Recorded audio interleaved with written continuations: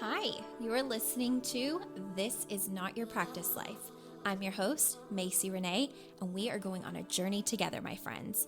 I'm a certified life and emotional intelligence coach. And if you really want to step into your highest self, there are a few non-negotiables you're going to have to learn, and I am just the person to help you do it. No matter your past, I'm here to help you create a more fulfilling future. So stick around with me.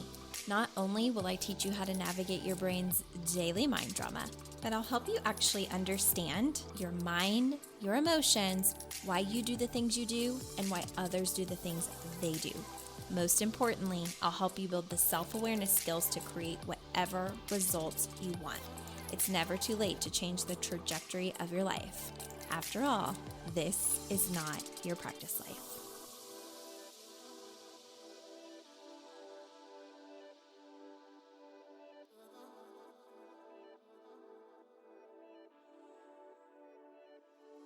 Hello and good morning. Welcome back to another episode of This Is Not Your Practice Life podcast. My name is Macy and I am so excited you're joining me today.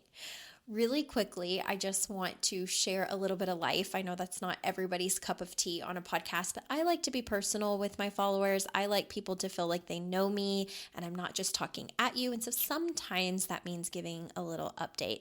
So a few things that I'm just feeling so good about this week is I did get to go home to Kentucky for the first time since my sisters had their babies, and I got to snuggle my brand new nephews and my niece. I got to see my niece on my husband's side. I got to see friends that I haven't seen in a really long time, some I hadn't seen in years. I was able to meet up with some clients. I just was able to really nourish what I needed on the friendship front and the family front because my husband and I are so far away. And the last time I went home in March, that was what I was supposed to be doing and waiting for my sisters to deliver their baby boys. But then we had some family emergencies and health issues arise, which I think I shared a little bit about on the podcast, and it threw a big wrench in the plan. And so that trip home in March/April ended up being super, super stressful. So this was a very laid back, relaxing trip, really good, got to catch up with everybody, and it filled my cup, and for that I am so thankful. And I am also so excited because, as you guys know, I've been talking about the hybrid experience, the third round, for quite some time. It is finally getting started on Tuesday, July 23rd. I'm so excited. I never know from round to round how many women we're going to end up with or what it's going to look like. And this is my largest round to date. We have 10 confirmed, possibly a little straggler, number 11, that may or may not be joining us.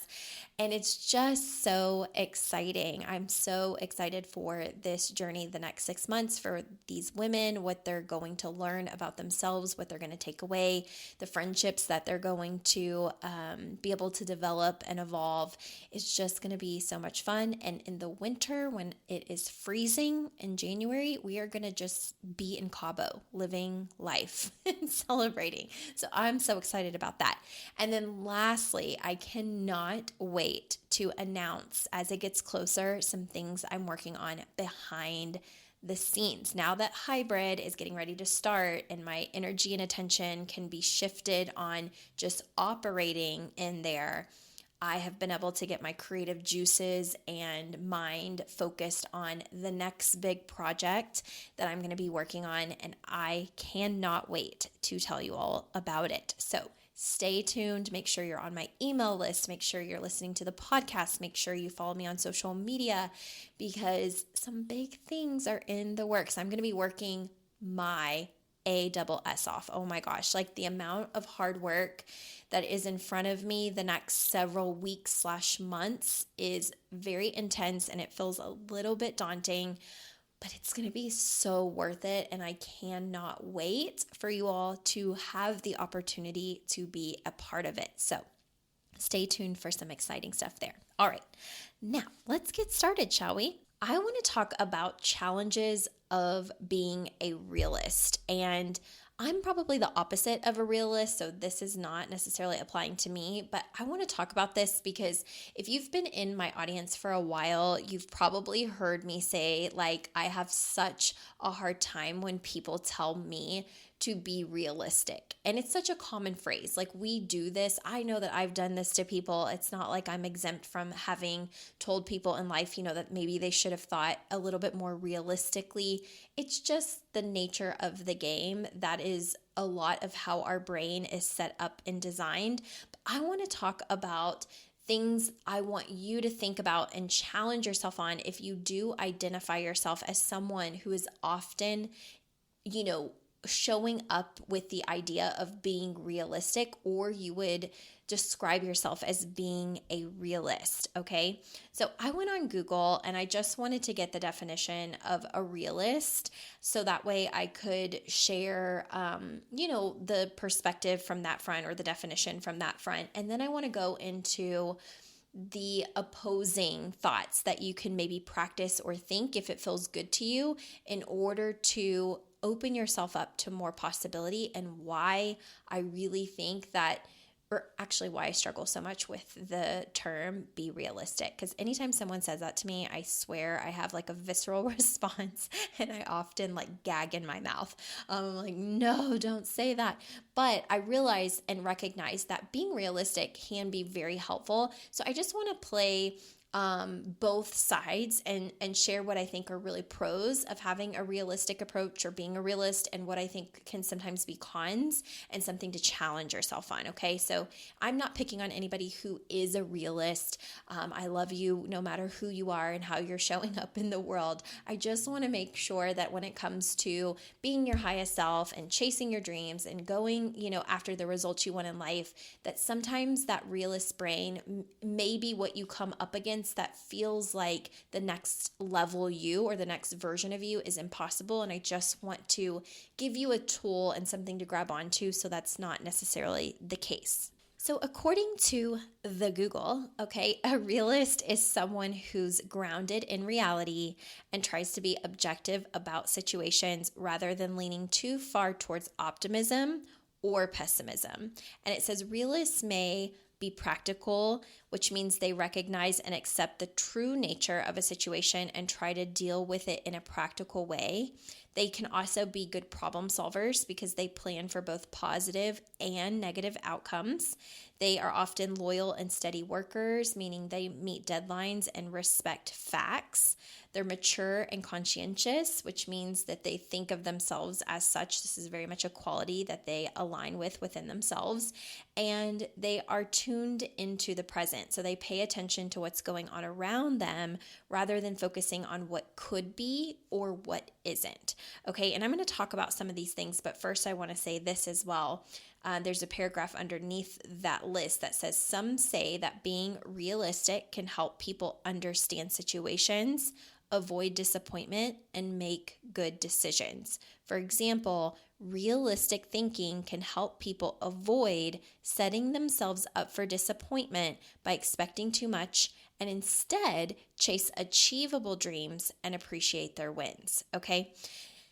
Oh, I can't wait to get into this. So I don't necessarily think that this list is terrible of what is described as being a realist or being someone who thinks more realistically. I think it's amazing to be a good problem solver and to plan for both the positives and the negatives. I think it's really great to be mature and conscientious. I do think that it is amazing to be tuned into the present and pay attention to what's actually happening around you, rather than focusing on what could be or what isn't happening in the moment. Okay, so I don't hate all of those things. I think that there's a time and place for all of it.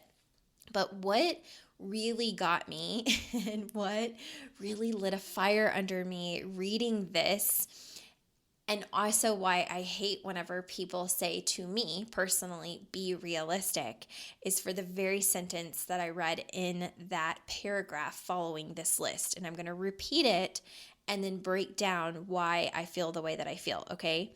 So it was, realistic thinking can help people avoid setting themselves up for disappointment. Okay?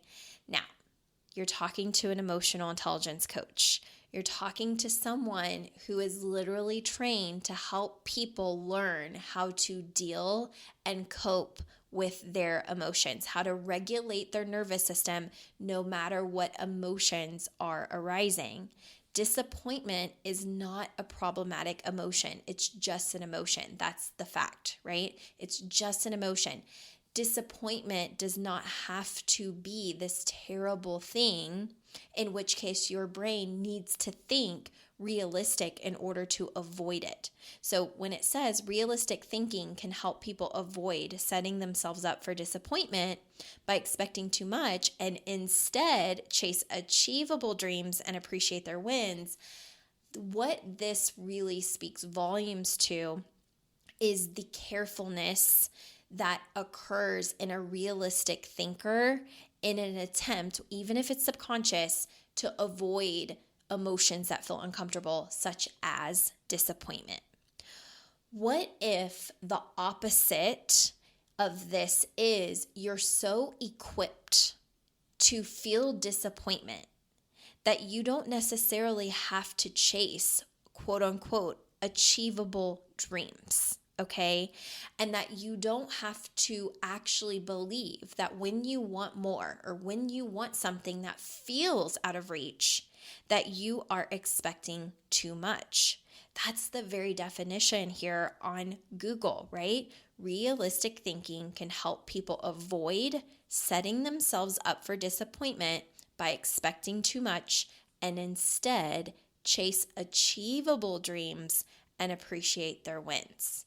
Okay, what this often ends up translating as, and I see it in clients that often struggle with the realistic thinking, is that it leads to this level of settling, okay? Settling rather than playing in possibility.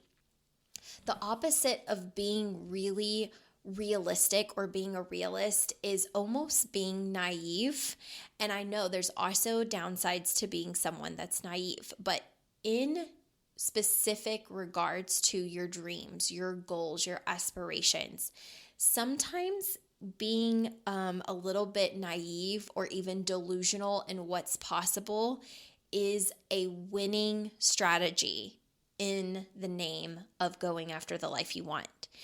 Because if someone hasn't gotten a hold of your brain to tell you it's unrealistic for you, then a lot of times what your brain and what your energy is focused on is just making it happen and overcoming the obstacles. With realism and being realistic, there's often tiptoeing around emotions you don't want to feel. Again, avoid setting yourself up for insert the emotion. And usually the emotion is something that you wouldn't want to feel. You don't want to feel disappointment. You don't want to feel failure. You don't want to feel embarrassed. These are common things that happen when you put yourself out there and you stretch yourself beyond your comfort zone and you do things that feel very challenging to you when you're going for your next level self. And for most people, they don't have the ability to navigate those emotions. They haven't learned those emotional intelligence skills of regulating their nervous system and being okay with feeling those emotions that don't always feel good. And when that's the case, what they will often live or how they will tell other people to live is realistically. Be realistic so that you don't get hurt. Be realistic so that you're not disappointed.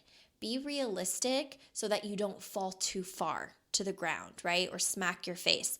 Be realistic so you don't get embarrassed. Be realistic so that you don't experience too much pain in case it doesn't work.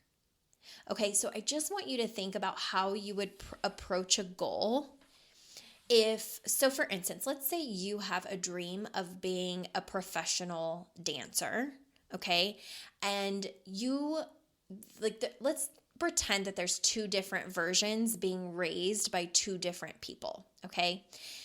So maybe there's the parent that tells their child, oh my gosh, we are going to put you in all the dance lessons that you want to be in. We're going to try and help you audition for all of the ones that you want to audition for. We're going to try and put you in front of all the right people, and you go for it and you dance your heart out and you practice as hard as you can and just go on stage and do your best. Go out there and do what you need to do. Don't worry about anybody else that's around. Don't worry about the competition, right? You dance your heart out. You get out there and you show them what you want them to see, okay? If that person, that woman, that guy, whatever, they get on stage and they dance their heart out, they're going to be in a very different mental place than maybe another person who has been raised to believe. Like, you need to be realistic, okay? There are people that are, professionals out there. There are people who have way more money than us, that have been able to get way more training than you, that are able to, have more resources, and you've got to be really careful. You need to be realistic. Just go in here knowing that, yes, you can dance your heart out, but you may be disappointed. Okay. You may walk away and not get the part. You may walk away and not get the scholarship. You may, and they're setting them up for just preparedness. Okay. Now here's the thing. I don't think either one is necessarily bad. And as you're listening, you might identify which person that you are. Are you the parenting style that's telling them to be realistic and everything that they should prepare for? Or are you being the person that's like, just go out there and do your best, and we're going to, try to support you as best we can, and don't worry about everybody else. Just go out there and dance your heart out. Maybe you're even a little blend of both. But I want you to think about the experience of someone who is solely engulfed in what's possible for themselves, not what other possibilities exist when it comes to competition, or when it comes to what they may be up against, as opposed to the person who goes up there to dance that maybe has a lot of pressure on perfectionism or being perfect, or worry about what will happen if they don't perform just right. And so I'm going to translate this also into the business perspective, okay? Because again, I don't think that being realistic is necessarily a bad thing. I think that there's a time and a place for it. And I think that sometimes being prepared and knowing what to expect can also equip us with how we want to handle something should that scenario play out, okay? So I'm not anti being realistic, but I want to share a little bit of how it can affect us, because it really can be the make it or break it in someone's mind of whether they go for something that feels challenging for them or they don't, because it doesn't quite feel realistic to them. Okay. So this would be okay, let's rewind whenever I first started coaching. When I first started coaching, I knew the statistics of how many coaches actually end up being six-figure earners. And guess what? It's really not many at all. There's really the statistics for, entrepreneurs / coaches I should say just coaches in the coaching industry, the statistics for coaches that are making six figures or more is very, very slim. Most people, according to the statistics, will not get there as a coach, okay? That is what is considered realistic. And thankfully, I didn't have a ton of people in my ear telling me to be realistic about what I would make as a coach. Instead, I was surrounded by people who believed in possibility, right?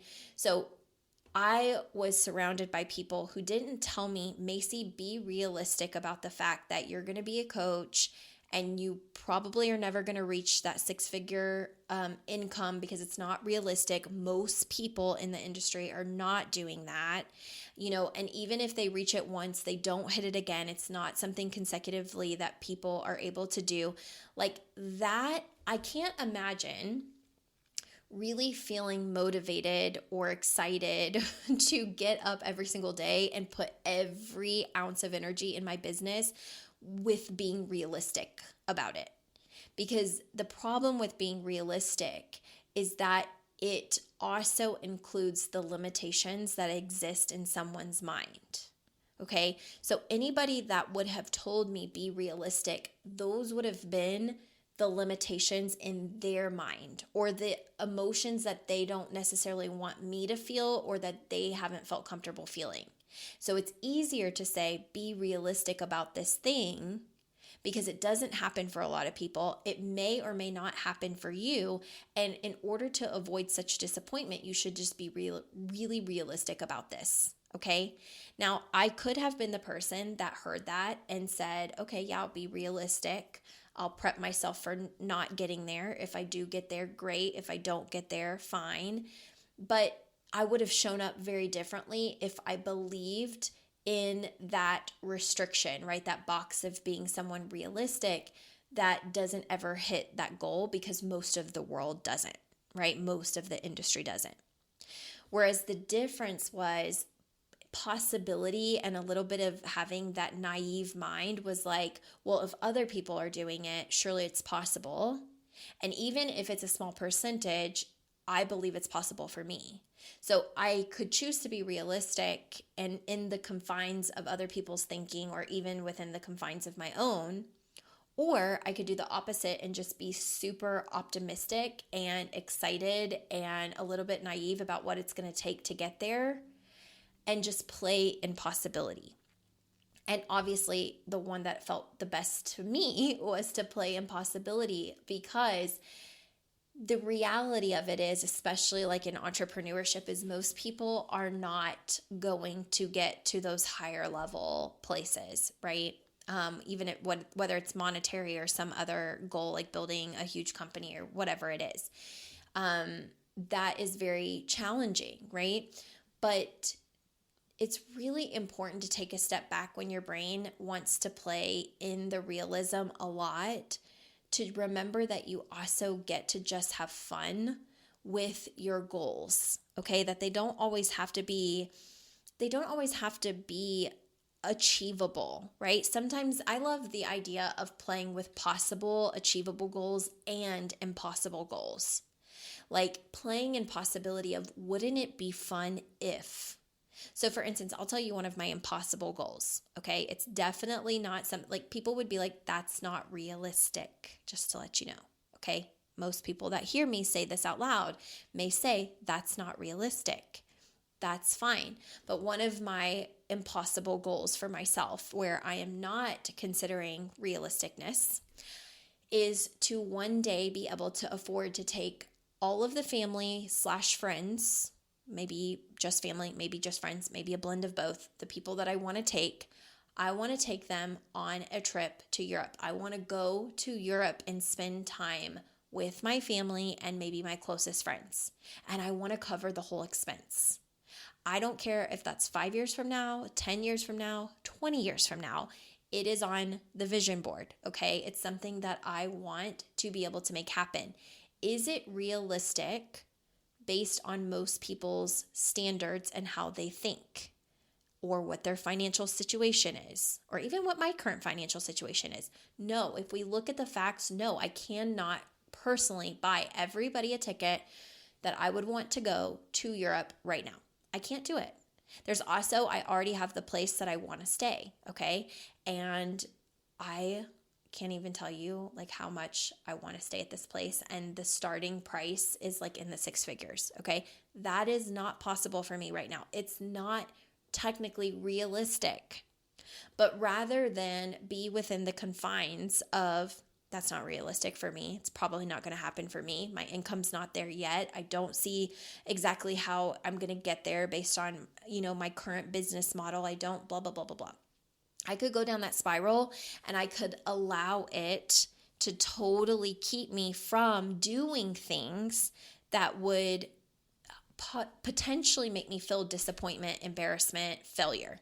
Okay, that's what would happen is like, okay, maybe we shouldn't even try because in the process of trying, I'm going to feel all of these uncomfortable things.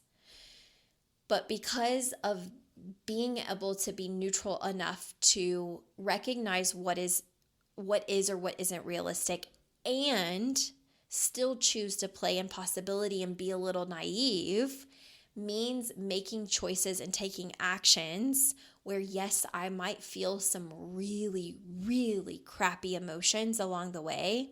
But what's most important is how equipped I am to feel those emotions and proceed, to get up and keep trying, right? To regulate my nervous system, to not let taking action and feeling all of those uncomfortable emotions actually keep me in a realistic, mundane life or doing things that are constantly realistic.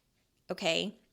And so this is what I want you to play around with. Like, if you're someone who is realistic, it's not a problem. You don't have to change everything about who you are and suddenly be this huge dreamer that only dreams and only, lives in, possibility, like a fairy. Like, you don't have to be that way either.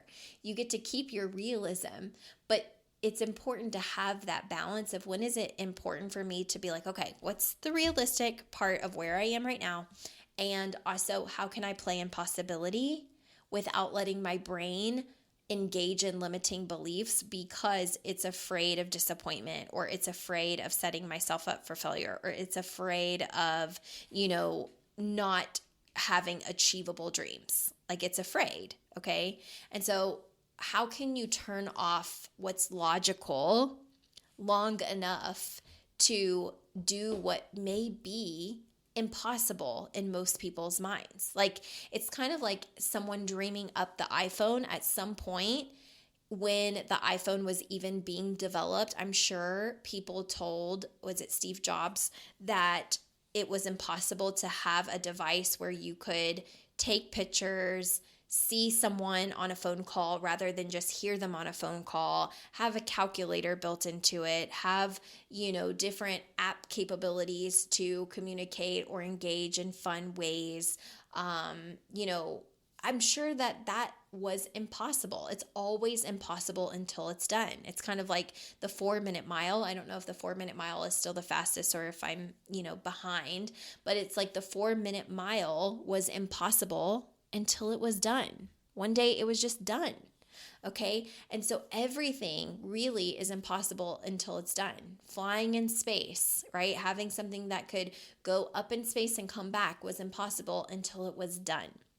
And so for you to have ideas and goals and ambitions and someone to come in your life and say, that's not realistic, that may feel very true, but it's because of the confines within their mind. And you get to decide if that infiltrates into your life. Or if you are the person that feels like a realist, you get to decide how much of that infiltrates your life based on where you're wanting to go. It's really important to have those impossible kind of goals and to play in that possibility. So I hope this episode helps you. So be realistic at times. I think it's good. I think sometimes that can keep us grounded, especially with those smaller, achievable goals that we're really wanting to hit. But don't forget to play in possibility as well. Don't forget to challenge every limitation that you have. Don't forget whenever your brain offers that's not realistic, or be realistic, that you're not just saying, okay, let me be realistic, that instead you're challenging that and saying, yeah, what would happen if I wasn't being realistic about this thing, right? We can use this example in so many ways. People could have told me it wasn't realistic to get into college because no one in my family had ever gone to college, right? It would have been really easy for even my family to say, well, be realistic because none of us ever were able to go. We weren't able to afford to go. We were not able academically to go. We just didn't have the means to go. And so it's not quite realistic for our family because we don't have anybody in the history of ever who has gone to college. I was a first generation college student. And so I just want to, plant that seed in your mind that no matter what context it's in, whether it's a career you're wanting to go for, or money that you're wanting to make for yourself or your family, or experiences that you want to have, or goals that you want to, attain, it doesn't matter what it is. Anytime it seems unrealistic for you because there's no prior evidence that it's ever been done, does not mean that you have to succumb to that, that you have to fall for that.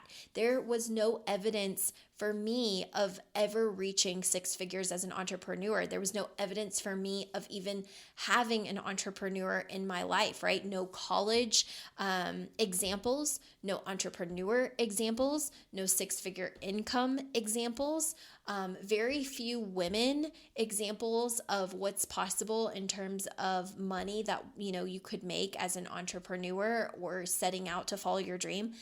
For most things that I've even done up to this point in my life, and I feel like I haven't even scratched the surface and I haven't even really gotten started, most people would have approached me and said, Macy, that's really, really unrealistic of you to think that. In fact, early on in my journey, when I was an occupational therapist and I was building my coaching business on the side, what I was up against a lot of times were people's passive aggressive or little snarky, sarcastic comments that were little digs, whether they did it in a kind of cheeky way or not, was them challenging what I thought was possible for myself. It was, you really think that you're not going to have to be an OT? You really think one day this business is going to work and you're going to be able to step away from your career? You really think you should give up your 6 years of college education in order to pursue this little thing, this little business, quote unquote, on the side? I would have people ask me that, and I would have people tell me, you need to be realistic. This is just something fun that you're doing. This is not really going to turn into anything. Most people, right? When anybody starts a sentence with most people or most women or most whatever, you just get to decide if you take that in or not. Even if you're currently the realist yourself, even if you're currently the person that battles yourself the most on being realistic. I have the same thing. Sometimes I'm like, Macy, be realistic. Sometimes that little sneaky thought gets into my brain as well. And then I think, I don't want to be realistic about every single thing in my life. I really don't. I don't want to be realistic. I want to play in possibility. I want to blow my own damn mind. I don't want to settle. I don't want mundane. I don't want what's average. I don't want what people typically do. I want bigger. I want more. Because if, God willing, I have decades more time to live on this planet, I really do want to walk away saying, I lived up to every little thing that was possible. Like, I got to have so many experiences. I did things that blew my mind. I got to create memories that will last a lifetime. I got to see what I was made of. I got to see how I could push myself. I got to see a lot that I wouldn't have been able to see had I just fallen within the confines of being realistic based on someone else's ideas of what was possible or even my own. Okay. So if you're someone who described yourself as a realist, there's not a problem with that. I just want you to challenge it, especially if you're wanting more in your life, because being realistic a lot of times is just another way of saying I have limiting beliefs that I haven't overcome. And I have a lot of evidence showing me that it's not realistic. I have more evidence showing me it's not possible than evidence I've created for the opposite to show that it is possible. And I just want to tell you, it feels really damn good when all the odds are stacked against you and you overcome something.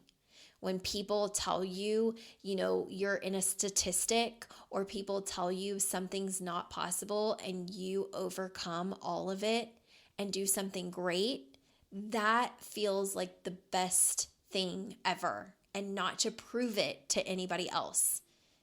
Sometimes it's to prove it to yourself, but what feels good is just saying, like, I know how to overcome challenges. I know how to problem solve. I know how to regulate my nervous system and feel a lot of crappy emotions, even when I'm going for things that feel really hard. And whenever I fall on my face, it doesn't hurt so much so that I just give up and go back into realism or what's realistic. In fact, I just feel it and keep moving forward and keep pushing forward towards the thing I want. Right? So I just want you to think about this and try to create that balance of both. There's a time and place for being realistic, okay? I think it's great to be realistic about how much time it's going to take someone in the morning to get ready before you have to go catch a flight.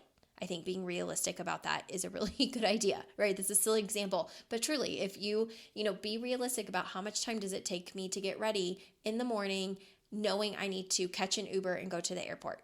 That's a great thing. It's playing in possibility is probably not going to be the best place for that. There's a time and place for being realistic, and there is a time and place for playing in possibility or impossibility and pushing yourself. And just notice which one you tend to fall under. And if what you're falling under actually is going to help you achieve things that you want to achieve, okay? Because it's always impossible until it's done. The same thing with the 4-minute mile. I don't know if that's since been beat. The 4-minute mile was impossible until it was done. Something like the iPhone, having a calculator and an alarm clock and being able to visually see people rather than just talk to people, it was impossible until it was done. Sometimes your iPhone camera is even better than a professional camera in some instances, right? You can be a videographer with the freaking camera or with your freaking phone. And all of those things were impossible until they were done. Thank God if any of our inventors, the inventor of the light bulb, of electricity, of clean filtered water, if any of them were told to be realistic, thank God they didn't listen to people who told them to be realistic, right? Thank God. Same thing with even just like Walt Disney World and I know that there's a lot of political things around Walt Disney World, and people either love it or you don't, whatever. I'm not going to go political or anything like that. But the dream that Walt had, and being declined so many times by so many different banks because they didn't see his vision. They essentially were operating in, be realistic. It's never going to work. Your idea is never going to work. So we're not going to loan you the money because it's never going to work. It's unrealistic. Thank God he was willing to just knock down every single door until someone said yes, right? Or we wouldn't get to experience that we see today, okay? And it's probably not exactly like what he would want it to be, but that's okay. You know what I'm saying? So my point of that is that just challenge the realism, whether you are that person or you're being told by other people. Just challenge it, have a balance. It's great in some instances. It's not so great in others. When you think of your dreams, your goals, where you want to be 10 years from now, 20 years from now, 30 years from now, it's probably not going to feel always realistic when you really dream it up, when you dream without limitations, because you have more evidence showing you it's impossible than evidence showing you that it is possible. So what you have to develop is who you are and your emotional intelligence and your mindset to step into that version of yourself that gets to experience what it is you want. Okay? I hope this helps you. I hope you enjoyed this episode, and I will see you guys next week. Bye. Hey there. Thank you so much for joining me on today's episode of This Is Not Your Practice Life podcast. If you'd like to connect on social media, you can find me on both Instagram and Facebook at Macy Renee Coaching. And if you want to stay up to date on all of my offers, announcements, and inspirational emails, you can join my email list at macyrenee.com. In addition, if there's a way that I can further support you in your coaching journey, you can schedule a free 60-minute consult at macyrenee.com anytime you want so we can discuss the best options for you. I look forward to seeing you next week, and I hope you have an amazing day. Bye.